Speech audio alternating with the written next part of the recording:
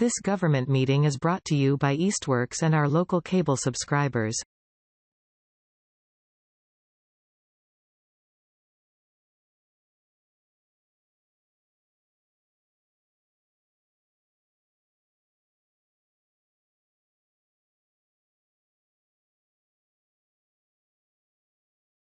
Okay, we'll call the meeting to order on June 17th, 2025. I'll start with a roll call. Please answer if you're here. Tom Brown. Here.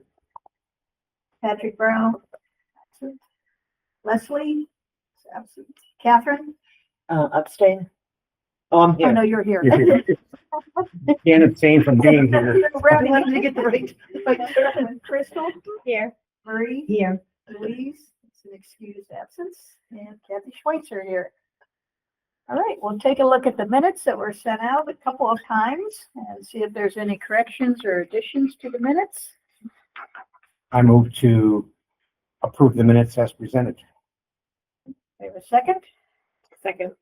Crystal seconds. The minutes, all in favor, please raise your hand. Aye. Opposed? That's where you're Abstained?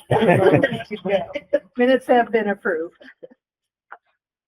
All right, we'll move forward to our director's report. Cindy, it's all yours. Okay, what did I say I was going to cover? I said I was going to cover the fiscal report and the hours change. Let me see if the hours change piece made it. And I apologize to everybody, but my office was a complete shambles with some work being done in it this morning. So let me just get this out of my drive here.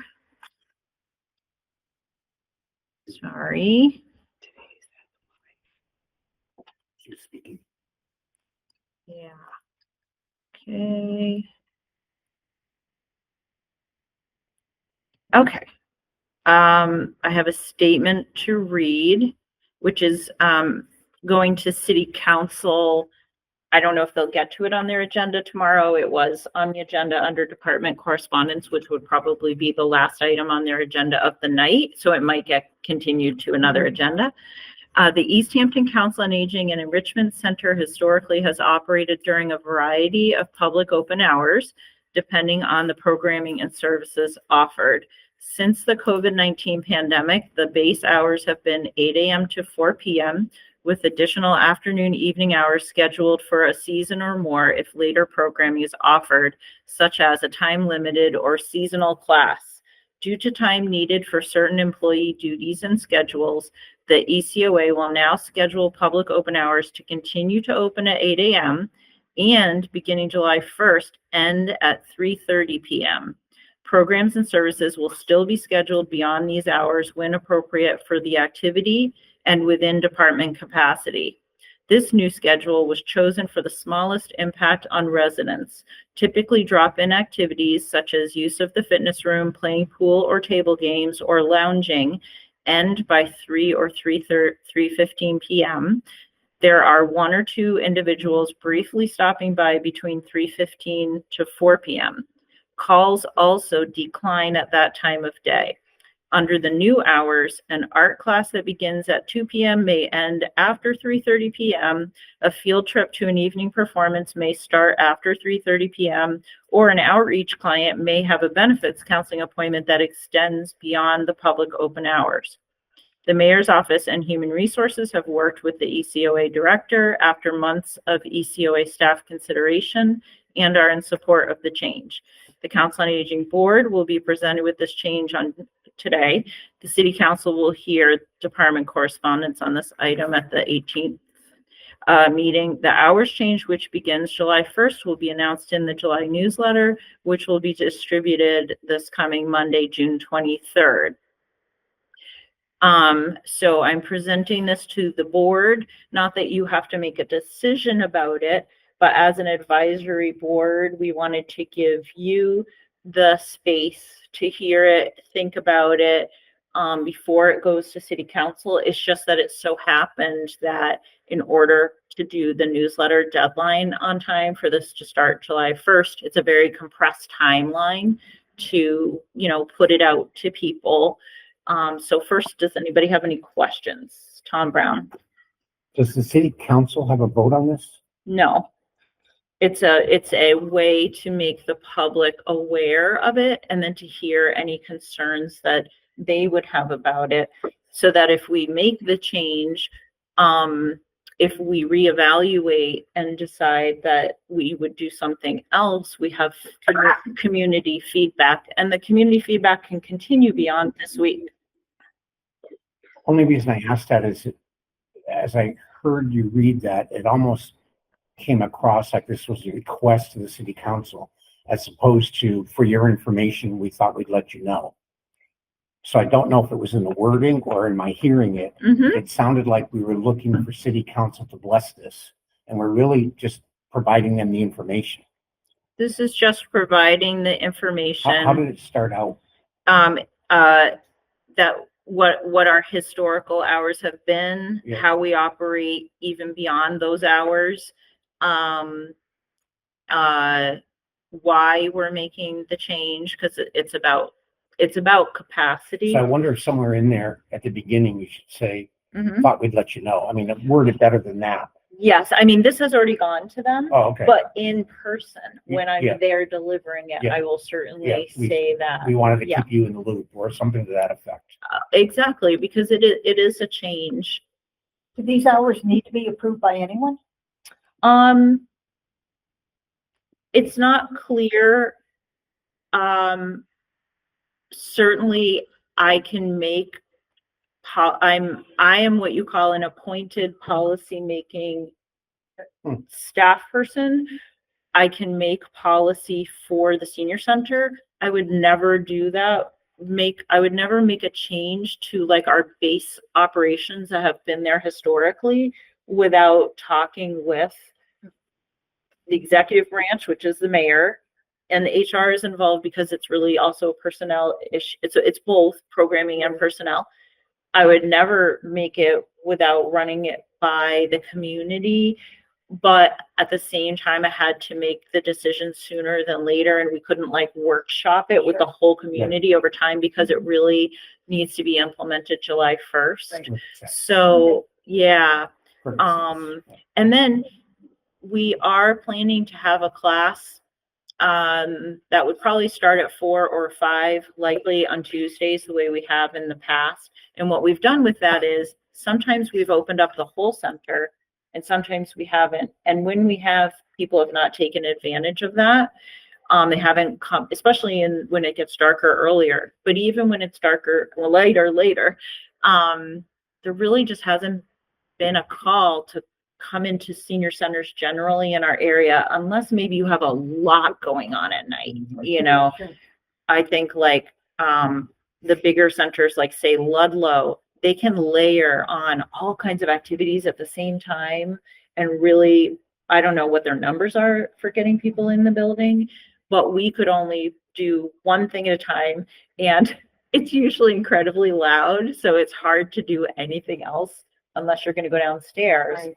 But also we don't have enough staff to supervise downstairs. It's kind of, yeah. It seems like things peter out around 3 o'clock. Yeah. Oh yeah. You know, unless you're still in an art class or you're showing up to be there to then take off on the van to go do something like go see a play.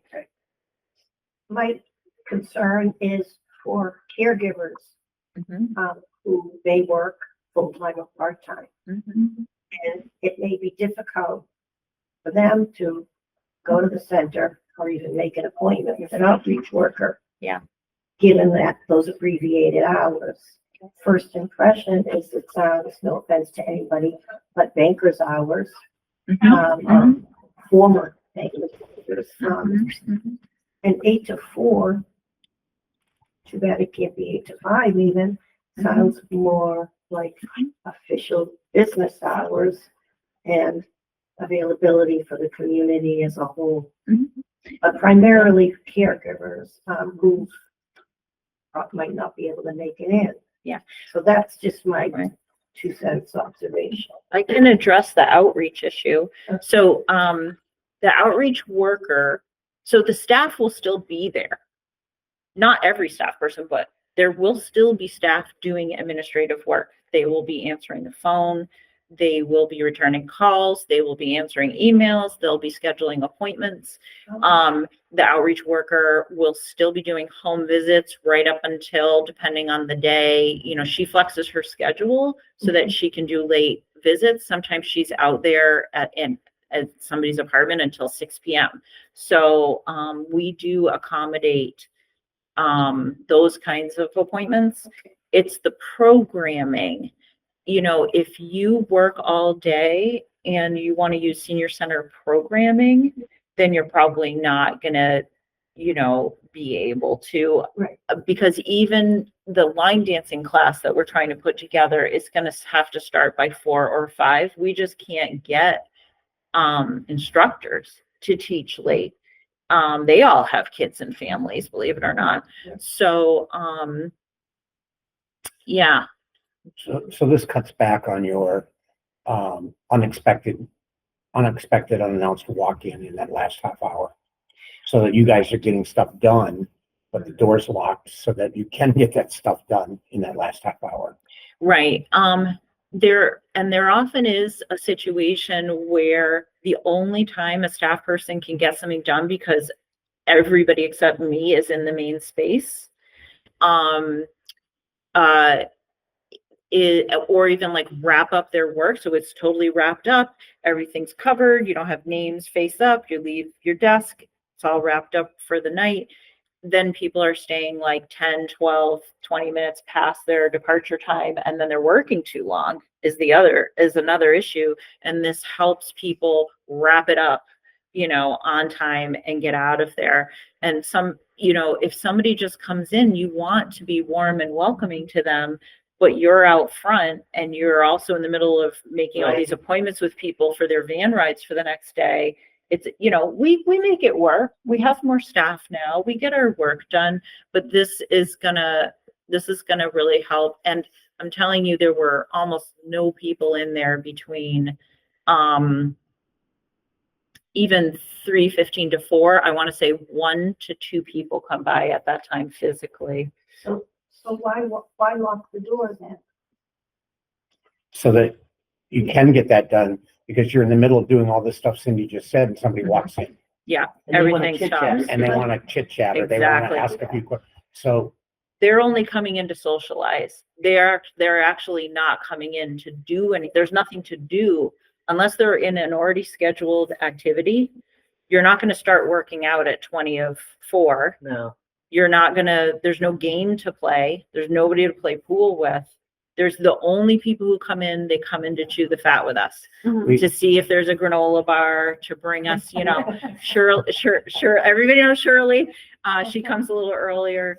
And actually some, this is like a test to see, are people banging on the door between 3:30 and 4? Of course, if somebody's banging on the door and needs emergency assistance, we are going to go talk to them. The doors are not going to be, it's not going to be dark at 3:30. We're going to be there and able to help people, and people will still be getting the phone. So we made a similar, when I worked in Northampton, the business hours were 8 to 4, but the staff were in the building until 5 p.m. And that last hour of the day allowed us to do the things like the administrative stuff that you need to do without, the interruption. Because even with receptionists, volunteer receptionists or paid receptionists, whatever they can't answer, they have to go to administration to get an answer from. So, and it also, we still had people in our offices if we were working with somebody, past that time. It was like, the doors were locked so that more people weren't coming in unannounced, and that you had that time to do administrative work. And Crystal, can you clarify? So when you say they worked 8 to 5 and the center open hours were 8 to 4, were those 40-hour positions or 34-hour positions? So we had like a flex schedule. So we had staff that came in at 8 a.m. that worked 8 to 4:30, and then we had staff that came in that did 8:30 to 5. So there was the ability to kind of have it. Yeah. So just so people know, so the staff that we have 2 people at 30 hours a week each who work 4 days a week. and their schedules vary. And that, but those are the two staff who are often out and about with people and doing programming. Then we have the outreach worker who was 35 hours. Now she's going to be 34 hours. And her schedule is generally like 8:30, but you have to take an hour lunch. So I'm not sure what time. We're probably going to have her vary her end time on different days to give her more flexibility to be out and about in the community meeting with people. And then at home or Valley Medical or Treehouse or wherever. And then the clerk, who was 8 to 4, is now going to be have a different schedule because that position is going from 35 to 34. I'm at about 35 hours, but my schedule changes radically every day depending on meetings and whatever. And the morning office aide is only there from 5 of 8 until 12:25, Monday through Thursday. And we definitely have a shortage, depending on the time of the year, of receptionists. So we do patch it together and we do flex the schedules, but the people who would be there to receive people are not there 8 to 4 at all. The other thing is people will adjust. Oh, So yeah. we somewhat joke about banker's hours, but when I started in banking, it was 9 to 3, Monday through Friday, no Saturdays. People, no online banking, people got their banking done. Mhm. So we joke now, if we were open 24 hours a day, someone would come in at 2 o'clock in the morning. Right. So people will adjust and they'll just, if I need to get to the senior center, I'll get there by 3:30, I'll get there by 3. And again, if you're open till 3:30, somebody's gonna walk in at 3:20 Yeah. and maybe be there till 3:45. Oh, yeah. So Yeah. you're not gonna shut the door and say it's time to leave. No. So that stuff happens. No. People will adjust. Okay, thank you for the good discussion. We'll move on to policy and procedures. Yes, but let me just say, in terms of the fiscal report, so, we have, from the auditor, we have a draft general ledger for all the, expenditures and revenue for the year that goes through the middle of May, I think. Then we have a draft, expense control report, which is on the city side of our spending, for that covers through May 30th. So what I did was I took all of our expenses and deposits. They're all in a spreadsheet and I already did the almost end of the year reckoning, to make sure that everything audit thinks we have spent and taken in. We know whether we spent or took it in, and this is the time where I would be making corrections, reclassifications. So one good piece that I just wanted to let you know. And then when we come back in September, then I'll have the full report on the revenues and the expenditures and how we did with, because, this is only the second year in a row, I think, that we've done a whole budget across all the accounts and all the things that we do, and that we were trying to understand how to budget for, the senior center and what it needs, as opposed to, like you're figuring it out as you go. So, so we'll look at that in September. But the good part is that we saved on the office aid because we changed people, and so that saved a little bit of money. And so we'll be able to reclassify some of the funding we were going to spend from the formula grant we get every year on the office aid, where the city funds will take over like 4,000 of that. And so we'll have a little bit more cushion in the formula grant, which is good because we don't know at any time, the state could reduce how much we get in that formula grant every year, or the city could have to make a cut. So it's better to, so every little bit helps. So we're doing okay with closing up the year. So the policies and procedures. So ECOA has a new policy and procedure, like guidance for how to be at the senior center. What is the safety plan and all those kinds of pieces? What are you signing on to when you use transportation or you use our services and programs? And we sent that out to you all. We've already dealt with the lawyer, the police, the fire department, HR, the mayor's office. It's ready to go. But traditionally what we've done, very few times, because we've hardly ever changed our policies, is we've had the board read it and put their blessing on it. So first of all, I guess the question is, have you all read the new document? 26 pages.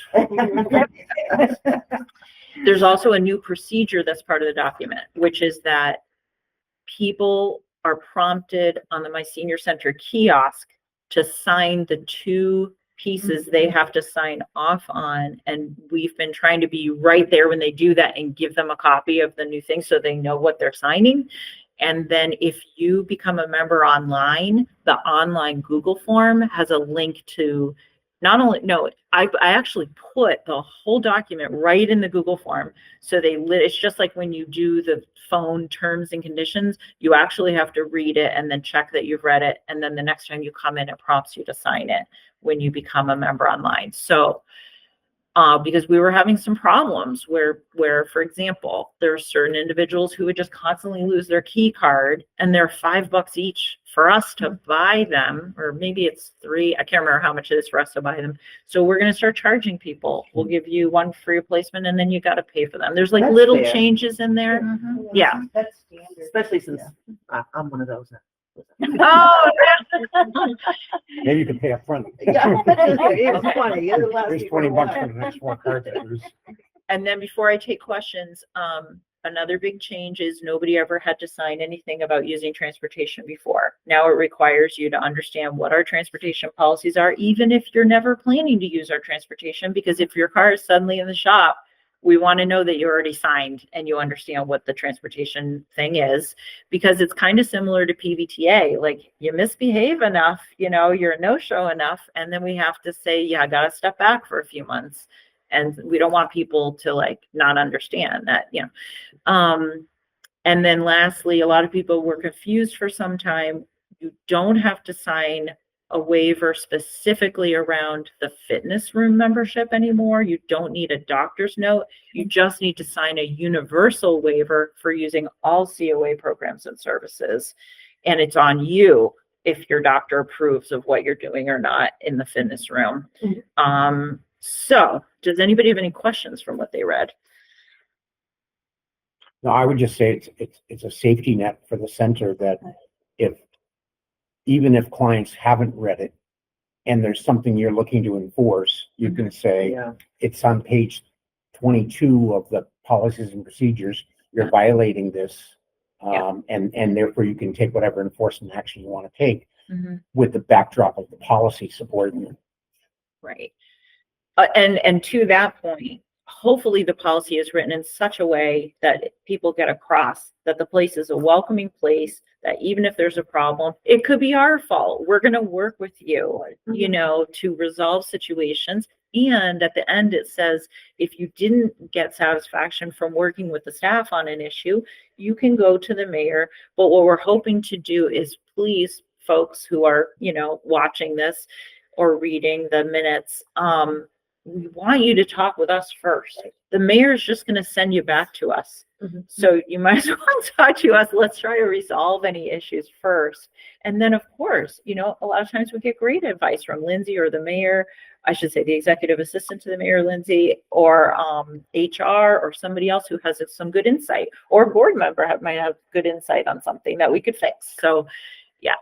Any other questions? Minor, on the Facebook page 9, is there supposed to be a link for the Facebook page, or just? Yeah, there should be a Yeah. link. So is the link broken? Yes, I Okay, just, I so we couldn't, can fix. I tried all the links and that's the only That's one that great. didn't really work. We can fix that. I'm sure that'll be captured by Leslie's notes. Anything that was else? And once we have our new mission statement approved by the board, then we could put that in there too, or have it on a separate page. There's supposed to be a date anywhere, so we kind of know. No, when this was it developed. was done. Yeah, when I it's think approved. HR does do that on all of their Okay. policies, so we could put a date at the bottom. Like, I think what I I would, usually put it at the very bottom of my Yeah. policies. And yeah, I think So, what I would do I is didn't see put in the footer, what the date Okay. is. And then if the board does want to approve this as a board, then the chair of the board would sign it on the last page with the date, on behalf of the board. Yeah, which is Basically like giving date our blessing. approved or something. Yeah, The only The only thing to watch for on that though is, we have that on our bylaws in the past, date approved. Mhm. And if you don't go back and look at it, eventually you've got like your bylaws were approved in 1956. Right. So, you don't have to do it annually necessarily, Mhm. but Mhm. you should do it in the same decade at least, Sure, you know, sure. just to show that they're current. Yeah. So I guess my question to you is, do you want to, as a board, sign off on these policies? You don't have to. I think for the public, it would be nice. Because you all have a variety of perspectives as users of the center, or people who've worked in centers, or people who've been on the board for a while, or whatever your professional experience is. So, I just think it's very welcoming and a long time coming. So I applaud all the extensive amount of work that went into this. Yeah. Yeah, absolutely. I think, Cindy, if we approve it as a body, and then it simply says at the bottom, next to Kathy's, next to the chair's signature, it says, could say board approved, Mhm. July 1st, whatever the date would be. Yeah. And then again, we don't have to do that annually necessarily, but whenever there's a change. Right. So it might be reapproved again in 2027. Mhm. And there tend to be always revisions in this type of a document. Mhm. Sure. Yeah, the board approved a draft revision when I first got here because we had to change things around with COVID. But at that time, the attorney hadn't reviewed it, and HR said you can just use it until the attorney can.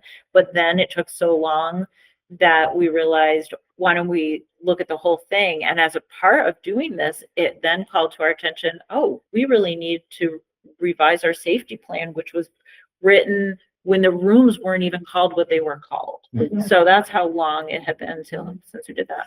So I'll just leave it to you to figure out if anybody wants to make a motion on this or not. Sure. I'd make a motion to approve the policies and procedures as presented. I seconded. 30 seconds. Okay, all in favor? Raise your hand. I It's unanimous. Great, thank you so much. Good job. Thank you. Oh, thank you. And it will be That's going out, we hope to put together packets for new members that would have that, a newsletter, and anything else that we think should be in there. And what about your existing members seeing that? Yeah, we have it out at the front desk whenever they're prompted, like I was saying, to sign off on it. We're giving them a copy. And then I am, after this process, then I will probably, I want to say September, when people are really paying attention again, then we'll put it out in the September news. Would there just simply be a link to it Yeah, in yeah. the newsletter? Okay. Yeah, there'd be a link, and there's also hard copies. And then every January, everybody is going to be required to re-up their membership. It's just tricky to do it because we're non-clinical. It's not like you have to come in, see a person, the person says, is everything still the same? So it's kind of, it's going to be a big project to get like 1,000 people to redo their membership every year. So we haven't quite figured out how we're going to do that. What's next? All right, ready to move to old business, and how do you want to handle that since Leslie isn't here to discuss the mission, That's vision, okay. and values? Well, Patty can do it. Patty, do you have what we approved at the meeting? Because I can also put it on the screen. Yeah, I can pull it up here. Hold on. All right, let me see if I can give you permission to share your screen. Or if you want to put it up, I can talk about it. Okay, let me do it that way. Well, then I have to log in though, and that's awkward here. Here, let me just see if I can have you share your screen. I do have it open now, so. Okay, I'm gonna add you as a co-host, and then if you share your screen, make sure you just share the tab that is on, so you don't see your whole thing. Yeah. Right. Okay, it looks like I can do it now. Let's see.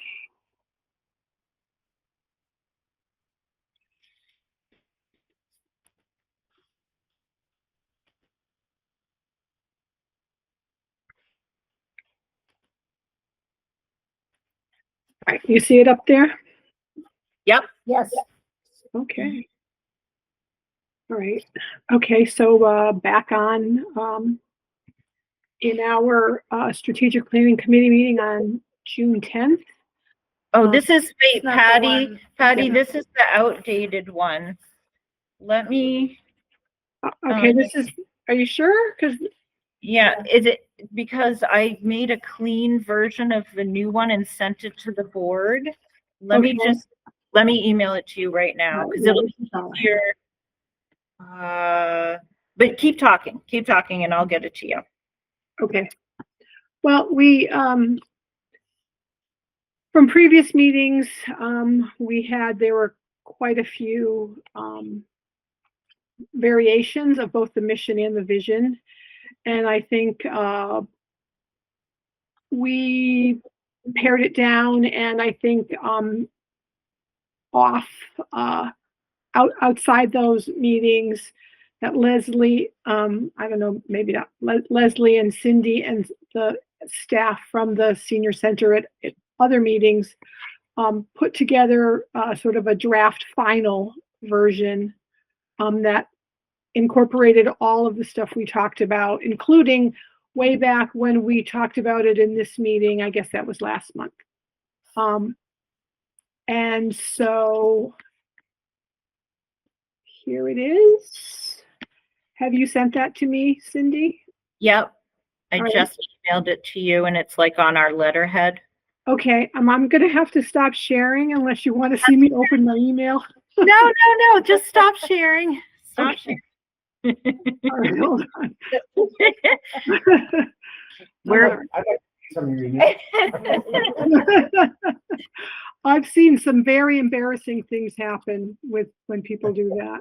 I want you to take your time, and you're also demonstrating good modeling for everybody that people over the age of 50 can use a computer. It takes us a few minutes. Yeah. Thank you, guys, doing great. My problem is in 33 years of banking, I had people for that. So I never had to do it myself. Okay, let's see here now. Now I'm the people.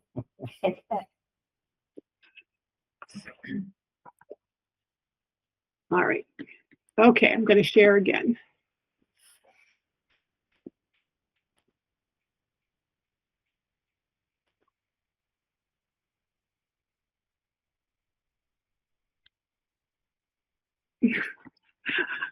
First, I got to go see what it's called.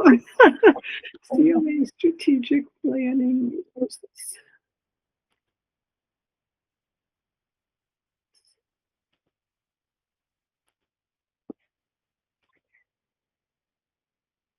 Okay, now we know what I'm looking for.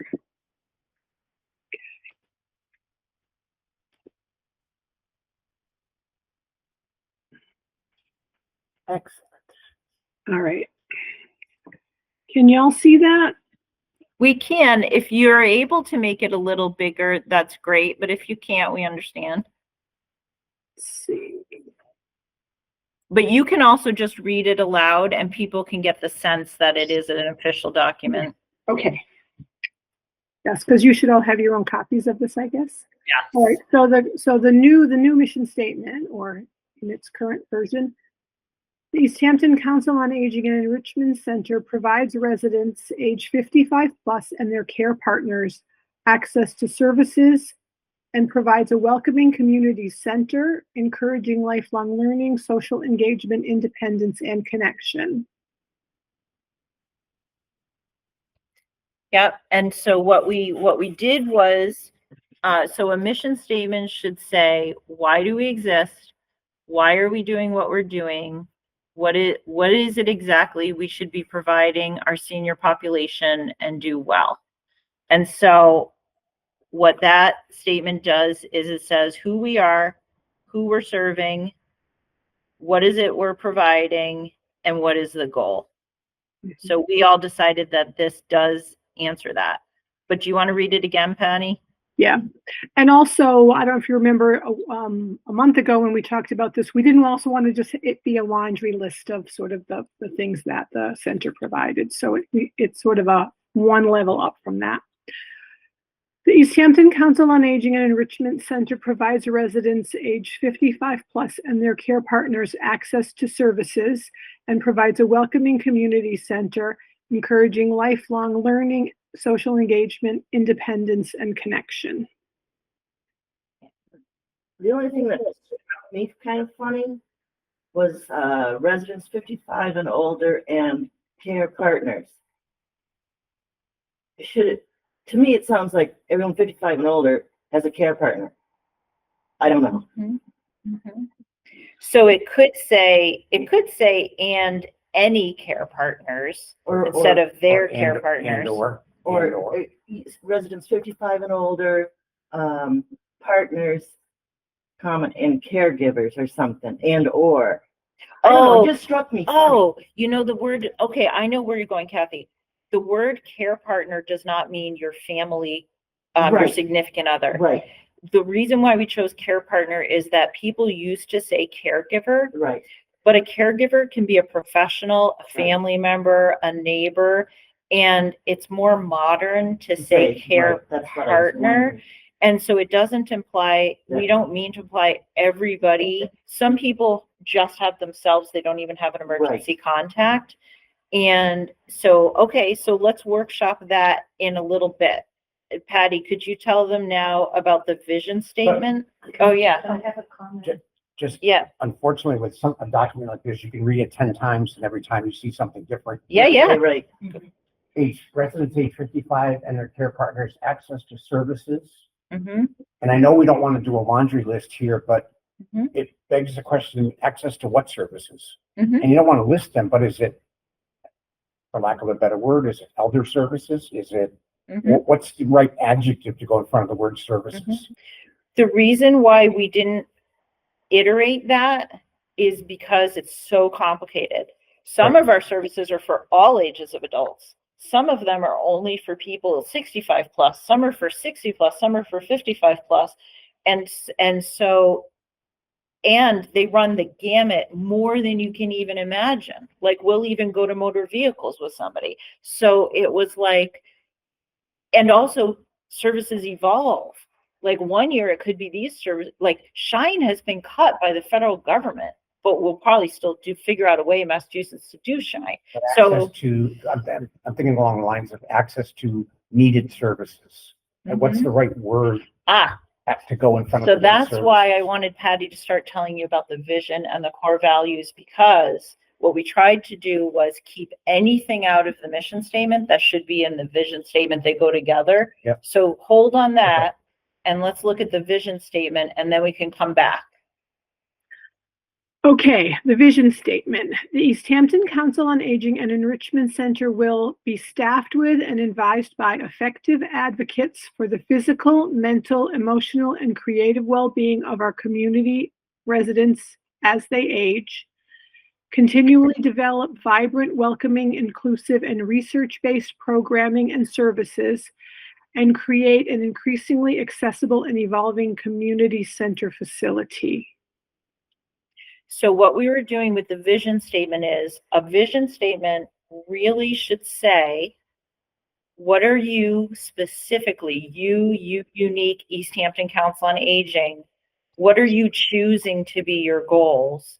And what is your standard of excellence around those goals so that you have something to aspire to? And so that's why each of these has like, I don't know what I want to say is like movement to it. So it's like we're trying to build something, we're trying to develop something, we're trying to advise something. And so we tried to word it in such a way that it's an active statement of what we're trying to achieve. And we picked 3 different areas without which you can't even have a senior center. You have to have staff and people who advocate. You have to have the programming, and the standard of excellence is that it's going to be research based, it's going to be this, it's going to be that, and that the facility that you have it in, the facility has to work for people. And the 2 things we thought of around that are that you need it to be accessible, but technically it is basically accessible, but it's not enough. So that's why we said increasingly. And why we said evolving is because we have this building project we're trying to do, but what if it doesn't happen? Well, then our standard of excellence would be we try to make what we have better all the time in whatever way. Like, for example, today, the installation we're doing right now of the security measure. So, and the reason why we didn't use the word needed or needs anywhere is because anybody can say needs in any mission statement. So what is specific to us? We said well-being. And so, because I don't know if you remember, like last time Patty brought physical, mental, emotional, creative well-being. And at first we had it in the mission statement, and then we realized that's like something to aspire to. We can't promise that people are going to be well as they age. It's what we should center. So that describes the need, in other words. So it was in the mission statement, but we moved it there. So it sounds much different in the second bullet where it says research-based programming and services.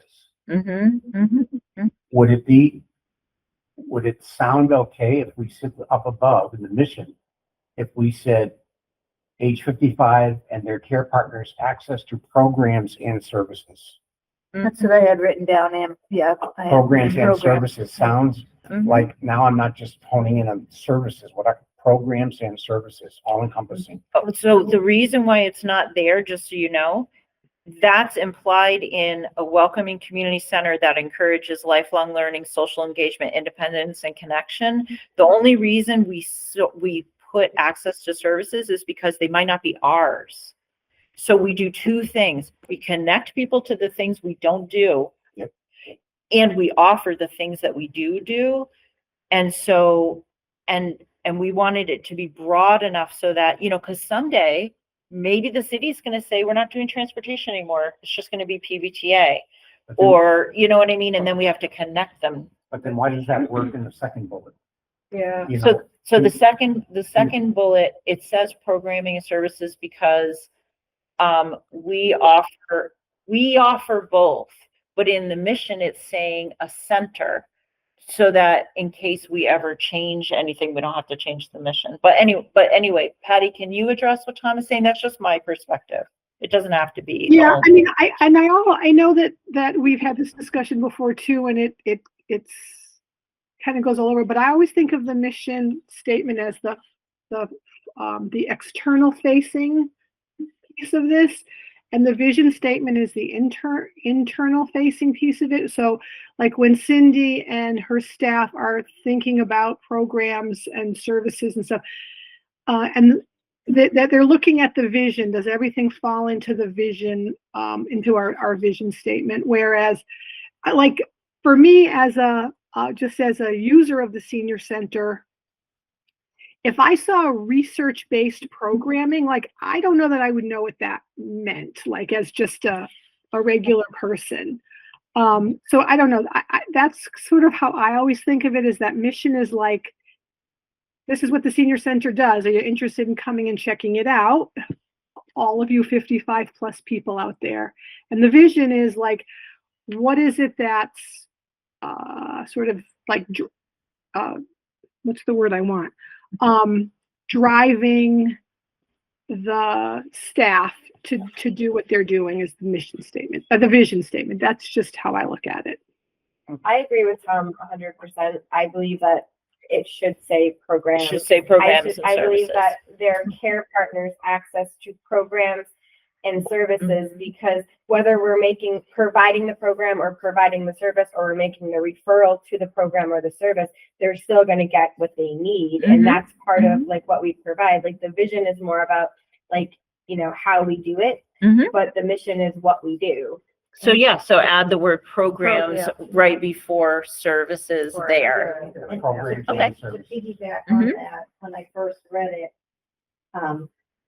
information and access is important. It's not, so I think the word information is not in the mission statement. Personally, I think it's just as relevant. Because of their whole referral, like you said, we can't be all things to all people, but we can get people to where they need to be if we can't provide it. So workshopping this some more, like we're doing. So then it could say access to information, programs and services or Yeah. something like Or that. just information and access. Yeah. Partners, information and access to programs and services. So just a smooth- yeah. Patty, can you just write that down somewhere? And then- Where did the word information go in? She's suggesting that it would say, After access after the word access. to information, programs and Oh, services. no, Okay, to give the 55 plus and care partners, we're giving them information and access. To programs and services. Yeah. Okay, okay, It delineates it a little Yeah. bit. without getting too specific. specific about, Right. we do fitness, we Right. do, Yeah, right, yes. Right. Okay, The program. so, okay, so what we'll do is we will send that off to the strategic planning team just so they see what we're talking about, make sure that the people who aren't here, like Leslie and John, are like, what? That now it's too long. Because if they believe it's too long and too much of a mouthful, we'll have to edit something out. We were trying to make it as short as possible. well, we just added 2 words. Yeah. Yeah, I think yeah, Yeah. This is gonna upset the apple cart a bit, but That's my okay. editorial hat was on when I read it. yeah. And again, it reads as a very long, almost run-on sentence. Right. And I think things are lost because of that. Mm-hmm, mm-hmm. And I Yeah. think there should be a little bit more succinctness and Mhm. clarity to the place in the wording. Mhm. For example. Yep.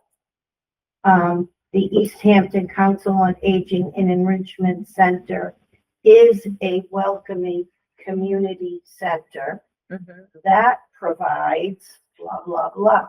Mhm. Stop the sentence at, information and access to services, period. Mhm. Mhm. And then put in a second sentence Mhm. that, this, whatever, encourages lifelong learning, da, da, da, da, da, da, da, da. Yeah, well You see what I mean? It Mhm. really, Right. But it's not a guarantee that this city department provides a welcoming center. It's our goal. It is a choice that this city is making. Not every town has a center. And so the reason why it doesn't say it is a welcoming center is because this is the activity of this city department, is that we, in other words, if the city stopped providing as much funding as it does on the city side for staffing and for operating that building, we would be one of the towns that have a church basement senior center or like a room in a YMCA. Mhm. So the point is that what we're trying to say with the mission is that this city department provides a welcoming community center. It's like a service the city is providing. It's not that it is a welcoming center. If you can understand what I'm trying to say, because we have to every year actively make the choice as a city that we are budgeting for a center. And so the reason for having a mission and vision is that every year we have to go back to the mayor and city council and say, we are presenting this budget. Without this budget, we cannot have this program, if that makes sense. It's awkward because our name is the center. If we just say Council on Aging in this, it was confusing people because they thought, wait, is this the mission of the board? Or is this the mission of the city department? And it's the mission of the city department. The board, okay. if the board is going to have a mission, it is To support the city department. right. So I totally hear you that it doesn't make sense grammatically and it's not succinct, but at the same time, we were supposed to make a 1-sentence mission statement that covers it all. So it's tough. Does anybody else have any thoughts that we could, or Marie, follow up? Well, I do think it can't be one sentence. It really runs on and you lose the whole second. Okay. Yeah. Okay. But recognizing the politically motivated distinction, you could say, we talk about information and access to services Yeah. and to provide Mm-hmm. a welcoming community. Yeah, sector.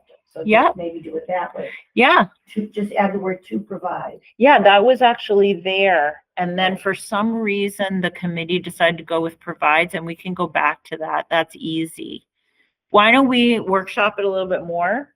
And then we will, or write it out, and then we will bring it back to you folks via email. Because all this will be in the minutes. And I feel like it like stamps the fact that we need the center. Yeah. Right. I think like we couldn't do what we do without the center. So No. I feel like having it in the mission statement guarantees that the city is going to continue to provide the center. Yeah, and I think some grammatical license is okay here in that, I don't think anyone's gonna memorize our mission statement. But to somebody moving to Easthampton new, who's gonna just look at that and say, wow, this is what they do. I agree with what you're saying, Marie, but I don't think they're gonna pick up on, wow, they didn't grammatically do that correctly, based, it should too long of a sentence. They're gonna, wow, this is what it encompasses, so I get an idea of what they do, or how they do it, or whatever. I'm not too worried about being a long sentence. Yeah, Nobody's gonna memorize this. No, I'm not, my statement wasn't to imply that it needs to be grammatically correct. That's not what I mean.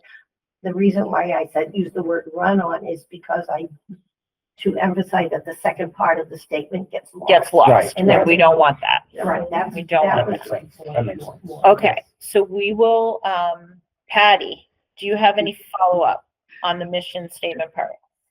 No, I think I've written down the notes here to like update this. So based on the conversation.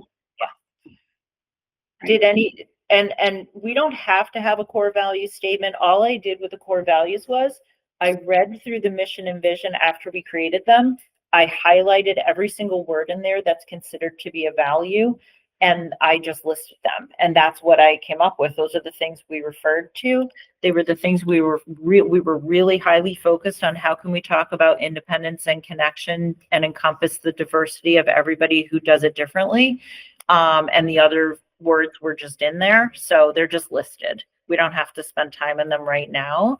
So I think the core values are perfect, have them there. Mhm.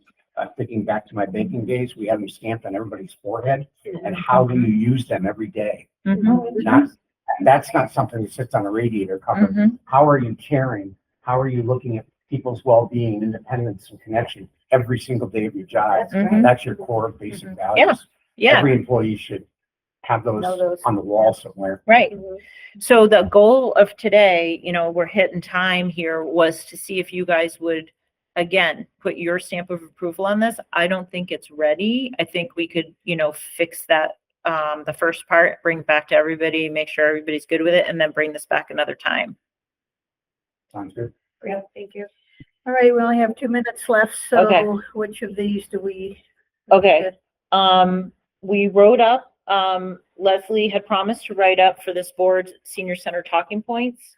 I edited them, sent them to you all. You have them. The idea was to have them signed by the board chair once you're set with them. They can't be distributed at this point as a board document.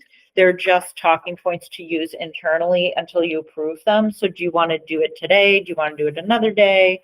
But the idea would be to give this to the building committee and say, the COA board says, as a result of our research, these are our key points. Everything's in the ad hoc report, just tried to pull out a one. The only thing that jumped out at me when I read it was that the potential use of Manchester's and Walgreens was a very limited audience that was even aware of that. Mhm. The old schools came up in a lot of city council discussions, what have you. I just didn't know if politically it was the right place to spell that out. When I stood up at a city council meeting one time, when they were promoting the schools, I said, we're done with renovating old buildings to make a senior center. I didn't have to itemize which old buildings they were. We're looking for new construction, not renovating old buildings. There's very few people, Cindy, maybe this many. You're not at the senior center. every week I hear something about, what about Walgreens? What about Walgreens? And also the mayor herself was talking about Walgreens publicly. So I think I this guess- was just sort of like back of your mind as you're out there being an ambassador. Well, the purpose of this is that there are people willing to be ambassadors for the senior center as a department, for the board, for the effort, and they want to know what to say. That's the goal. I see So what you're you, saying about when people say, I was thinking more about from the top down. Mhm, Manchester's was actually on the table for a moment. right, Walgreens was on the table for a moment, Right. not the bottom up. right, Everybody, every time a building becomes vacant in East Hampton, they Right. say, could that work? right. The answer is, there's no building that could work except a new one. Yeah, okay. Stop bringing up old buildings. Stop bringing up old buildings. So that would be an edit to make if the board wants to make. Was there anything else? Because I know we're at time. It's 12:59. Because it detracts from Mm-hmm. the new construction. Okay. Period. Don't bring, what about, man, what happens when, you know, CVS becomes available? So if we made that edit and took that out, are you okay with the rest of the content enough to take a vote on it today and have us revise it and have Kathy sign it? Or do you want to wait on this for another time? I'm ready to I'm vote on ready. it, sign I read it. it. I thought it was okay. Okay. Motion? I'll make a motion to make the edit, removing Walgreens and the old school building so that everybody understands it's a new building, for the statement for talking points. Mm-hmm. Second. Second. All in favor, please raise your hand. Aye. Okay, it's unanimous. And just, I'm only speaking as one person, but that is the goal, mission, vision, whatever you want to call it, of the building committee. It's Right. new construction. Right. If somebody takes us off that track somewhere down the road, so be it, but we're starting with, it's only new construction, there's no other option. Do you want to mention to Ed or? No, that can wait. Okay, we have no public speak. All right, so our next meeting will be in July. If you remember, that is from 11:30 to 1:30. Lunch will be served at 11 o'clock, July 15th, and we will be meeting in this building, second floor Upstairs. conference room upstairs. And you have to RSVP if you want lunch. That's the SWAT meeting. Yes. Yes. And we're still looking for a facilitator. None of the facilitators have panned out. I have a meeting, July 1st with the statewide consultant to meet with me and the facilitator and anybody else who wants to be part of that meeting from the strategic planning team. So, anybody who has a recommendation for somebody they think could do a good job with this, please let them know and we could pay them. But everybody's on vacation or doesn't want to do it or whatever. Will you be able to serve alcohol at that meeting? Okay, we bring up BYOB. All right, I so. will entertain a motion to adjourn. Who approved? Nobody made one. We can't leave until somebody makes. Somebody has to make the I'll motion. make the motion. Okay, Marie makes a motion to adjourn, seconded. Crystal, and all in favor of adjourning? Aye, thank you very much. Unanimous, and the meeting is Thanks, now Patricia. adjourned. Thank you. This government meeting is brought to you by Eastworks and our local cable subscribers.